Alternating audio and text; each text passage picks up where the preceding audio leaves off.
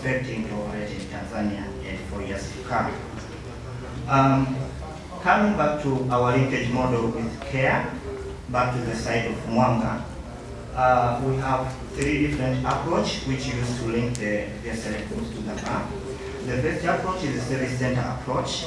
Initially, as I told you, that we have only 1 branch in Mwanga, so it is difficult for us to serve the rural people. So we decided to design a model which we call service center approach. It is located in the rural areas, purposely to link the group. So you may find that a member of the group can go to the group, and the group can go to the bank to open an account. And the channel also of the funds is from the member to the groups to the bank. So they have a bank account, group bank account. The second approach is linkage through group wallet. We're struggling a lot to get a technology which will help us to link those groups, because they are located very far from our branch, even from our service center. You may find that a group can be like 90 kilometers from our service center, so it is still very far. So we partner with MNO, which is Vodacom Tanzania, to make sure that they can be able to develop a group wallet which can help a group to do transaction. So the second approach is that member going to the group can have a group wallet, and they can be able to send money to the bank account. But the disadvantage of this is that the group cannot be able to withdraw money from their accounts to their group wallet and then cash out to their member. Currently, we have our mobile platform for individual client. We have already talked with a vendor. They are trying to develop a platform which can help the group to do a transaction in the mobile wallet. The third approach is linking the SLA member through individual e-wallet. So after having a challenge of group to withdraw from the account, we thought that an alternative way is the group member to have their own individual accounts, so that they can be able to link through individual wallet. Because we have individual wallet which is working well, they can be able to deposit, they can be able to withdraw, they can be able to do mini statement, something like that. So the account called UFSA account, so that the group member can open individual account with Mwanga Community Bank, and the group member can be linked to the individual wallet. So during share out, normally the groups came to the bank to withdraw during share out.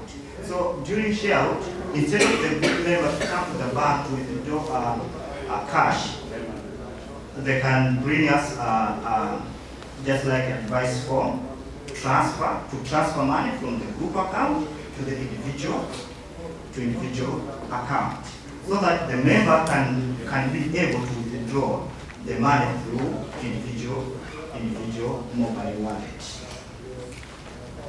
So that is how we link the group to them.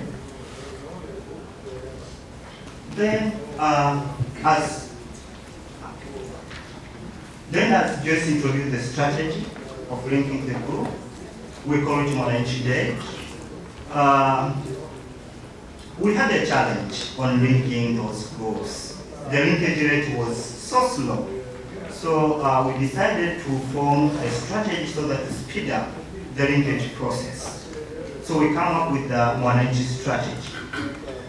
Mwananchi strategy is a strategy whereby CARE, Mwanga, bank, community at large, leader of the community came together in one day for the purpose of creating awareness, marketing of our product, account opening, and trying to affect them on our linkage process. So why Mwananchi Day? We decided to formulate a strategy to create opportunity for the community to understand what care are doing, what Mwanga commitment are offered to the community, so that to increase the confidence of the member of the groups, but also to strengthen our partnership between care, Mwanga, and savings group. When we come together, it is just like us trying to understand each other, each challenge from each member of the partnership, but also to promote awareness on the linkage process, because we use a CBT, we use a franchisee. Sometimes those people are coming from the same community. Those community members they are not trust. Sometimes they not trust the person from the same community. So when they saw us, Mwanga and care, it increased that confidence from the community.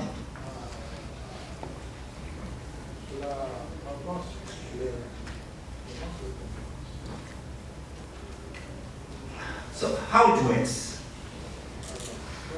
First, we plan a meeting between care franchisees, BT, of a selected area.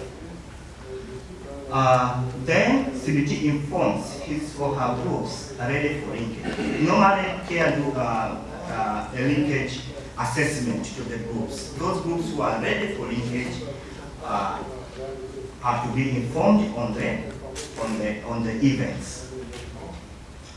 And then we make a public advertisement at a selected area, 2 consecutive days, going with the speaker, announcing to the community that a certain day it will be a Mwananchi Day.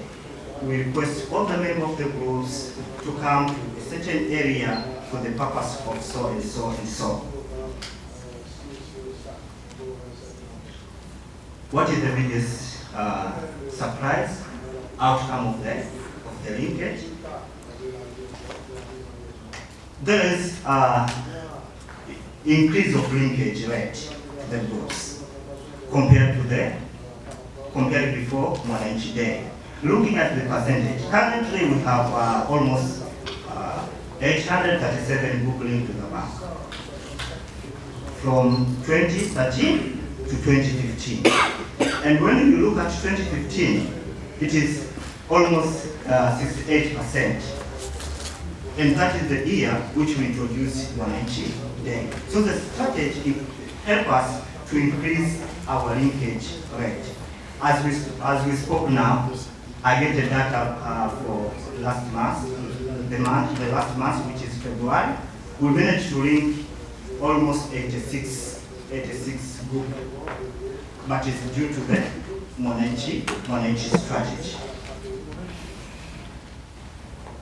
So when you compare 2 years before and 1 year, you may find that 1 year of Mwananchi Day, it has a large quantity of percentage.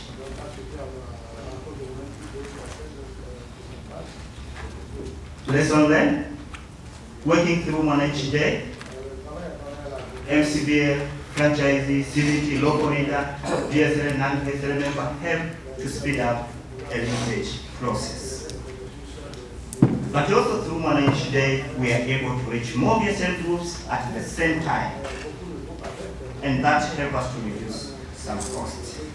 Because normally we went to the different kind of groups. Maybe it will take maybe 3 years to reach all the groups. So Mwananchi Day, since we combine all people together, it will help us to reach more people at the same time.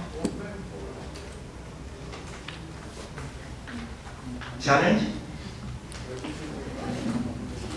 time consuming during planning process, poor infrastructure to reach rural areas. As you see, this is a new car.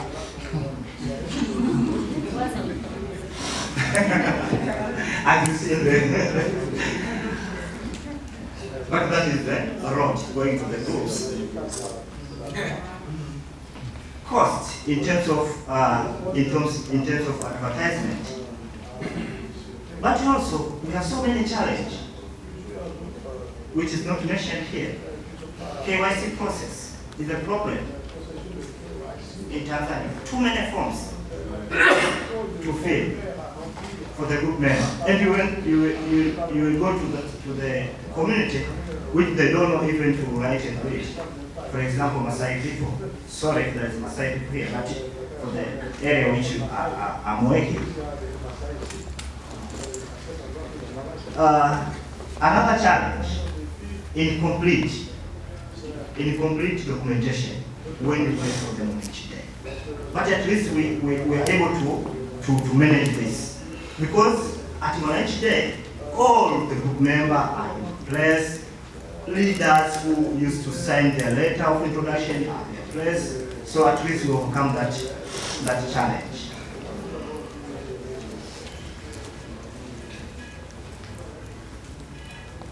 To finalize, poor community are bankable. Provided they get proper financial services according to their needs. Thank you.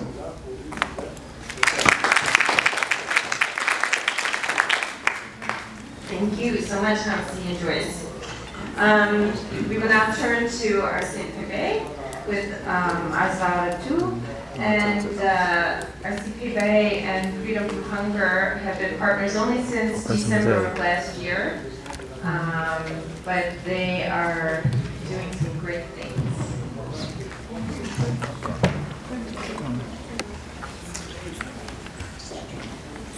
Merci, bonsoir tout le monde.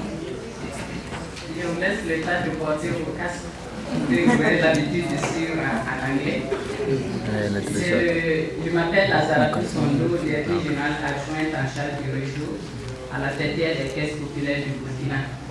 J'ai le plaisir de vous présenter notre expérience en matière de mise en place des groupes d'épargne et de leur mise en lien avec nos caisses populaires avec vous ce soir. Ma présentation est structurée en 5 parties. Il y a une partie contexte, et après le contexte, je vous présenterai notre stratégie de mise en œuvre du programme. Et ensuite, les résultats auxquels nous avons les résultats que nous avons atteints au 31 janvier 2016. Et nous allons aussi partager avec vous les points forts et enfin parler des défis et des perspectives.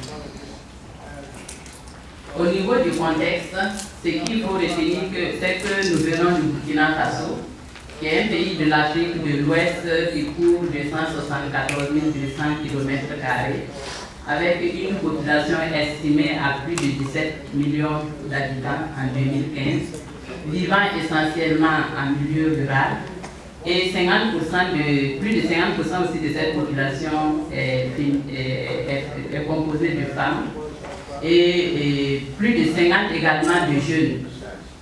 Et l'activité dominante, c'est l'agriculture qui occupe plus de 90% de la population. Et le faible accès aux services sociaux de base, comme du reste dans tous les pays de l'Afrique, et notamment santé, éducation, eau et énergie.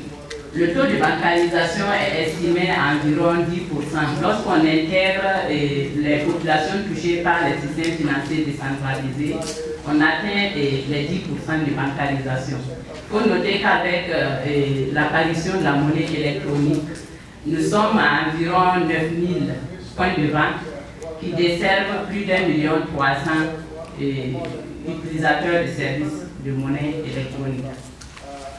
C'est dans ce contexte que notre réseau a été mis en place en 1972, et nous sommes une coopérative d'épargne et de crédit régie par une loi supranationale. Nous couvrons l'intégralité du territoire avec 189 guichets et agences. Notre mission, c'est contribuer à l'amélioration des conditions de vie des membres. Cela à travers la collecte d'épargne et l'octroi de crédit. Et la philosophie qui sous-tend nos actions, c'est que nous devons contribuer à lutter contre la pauvreté en mettant un accent particulier sur les couches les plus défavorisées, afin qu'ils puissent accéder à des services adaptés, même s'il faut aller en partenariat avec d'autres institutions ou d'autres acteurs du développement. Ça, c'est le portrait de notre structure au 30 septembre 2015.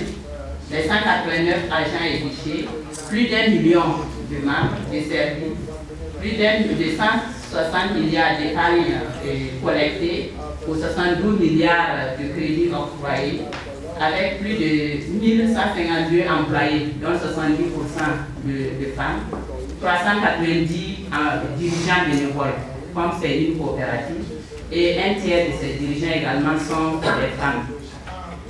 Et il faut signaler qu'en termes de conversion, $1 fait 630 francs CFA. Je passe à notre stratégie de mise en œuvre du programme MicroLead.